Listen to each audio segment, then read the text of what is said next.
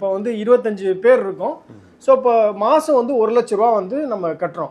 இப்போ மாதம் 1 லட்ச ரூபா கட்டும்போது இது எப்படி ஒர்க் ஆகுது, இந்த ப்ராசஸ் எப்படி நடக்கும், எப்படி அந்த 25 லட்சம் வந்து நம்ம அச்சீவ் பண்ணுறது? இப்போ நான் 25 லட்சம் நான் கடைசியில் நான் எடுத்துகிட்டு போகும்போது நான் எவ்வளோ பணம் நான் கட்டியிருப்பேன், எவ்வளோ பர்சன்டேஜ் ரிட்டர்ன்ஸ் எனக்கு கிடச்சிருக்கும் அப்படின்றத சொல்லுங்கள் சார். சரி, இப்போ ஒவ்வொரு லட்ச ரூபா வந்து ஒவ்வொருத்தரும் கலெக்ட் பண்ணுறோம். 25 பேர்ட்டு 1 லட்சம் கலெக்ட் பண்ணால் 20 லட்சம் எனக்கு வந்துடுது. என்னுடைய வேலை வந்து 20 லட்சம் கலெக்ட் பண்ணிடுறேன். இதை வந்து ஆக்ஷன் விடுறேன். யாருக்கு வேணும்னு கேட்குறேன். இதில் வந்து நான் 5 பேரும் கேட்குறாங்க, சார் எனக்கு வேணும், உங்களுக்கு 5 பேருக்கு. அப்போது 7 முறையை கொண்டு வரும். இதில் வந்து யார் குறைவாக எடுத்துக்க போறீங்கன்னா, ஒருத்தர் வந்து 24 லட்சத்துக்கு ரெடின்னு வார், இன்னொருத்தர் 22ன்னு வார், இன்னொருத்தர் 20ன்னு வார், இன்னொருத்தர் கடைசியாக 17 லட்சம்னு சொல்லுவார். ஸோ 17 லட்ச ரூபா எடுக்கிறது மற்றவங்க எல்லாம் 4 பேருமே எனக்கு அந்த இருக்க ஒர்க் அவுட் ஆகாது, 17 லட்சத்துக்கு கொடுத்துருங்கன்னு சொல்லுவாங்க. இறுதி செய்யப்பட்டு ஏலத்தை முடிச்சிடுவோம். 17 லட்சம் அவர் கொடுத்துருவோம்.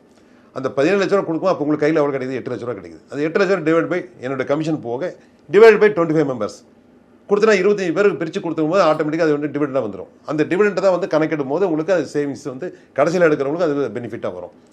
இந்த தொகையை வந்து எடுத்துகிட்டு போகிறார் பார்த்தீங்களா, அவர் பார்த்தீங்கன்னா உங்களுக்கு பேங்க்கில் போய் லோனை போட்டு எடுத்தால் என்ன வட்டி வரும், இன்றைக்கி வந்து ஒரு கார் லோன் போட்டு போனால் என்ன வட்டி வரும், இது மாதிரி கணக்கை வச்சுருக்காங்க. அந்த கால்குலேஷன் போட்டு தான் அவர் எடுப்பார். அவருடைய தேவைக்கு வந்து இந்த மாதம் வேணும், அவசியம் தேவைன்னும் போது கொஞ்சம் வட்டி சேர்த்து கொடுத்தாலும் பரவாயில்லன்னா அந்த ஏலத்தை சேர்த்து கேட்பார். ஒரு சில வந்து எனக்கு வேண்டாம், அடுத்த மாதம் எடுத்துக்கிறேன், எனக்கு டைம் இருக்குது, எனக்கு இவ்வளோ வட்டி ஒர்க் அவுட் ஆகுது, அப்போ அவர் வெயிட் பண்ணுவார். அப்போ வெயிட் பண்ணும்போது என்னன்னா அடுத்த மாதம் இன்னும் கொஞ்சம் குறைவாக ஒரு வட்டி கிடைக்கும். இதுதான் கணக்கிறது. அந்த நேரத்தில் அந்த இடத்துல இது ஒரு பேங்கிங் மாதிரி சார்.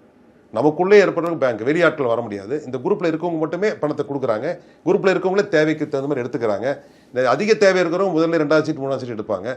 ஓரளவுக்கு தேவைகள் வந்து பொறுத்து எடுத்துக்கலான்றவங்க 10வது சீட்டு மேலே எடுப்பாங்க. அவங்களுக்கு வட்டி கொஞ்சம் குறைவாக கிடைக்கும். இல்லை எனக்கு 15 சீட்டு 20 சீட்டு இருக்கிறேன்னா இன்னும் வட்டி இன்னும் ரொம்ப குறைவாக கிடைக்கும். கடைசியில் எடுக்கிறவங்களுக்கு எந்த இதுவுமே இல்லை, வட்டி மட்டும் கிடைக்கும்.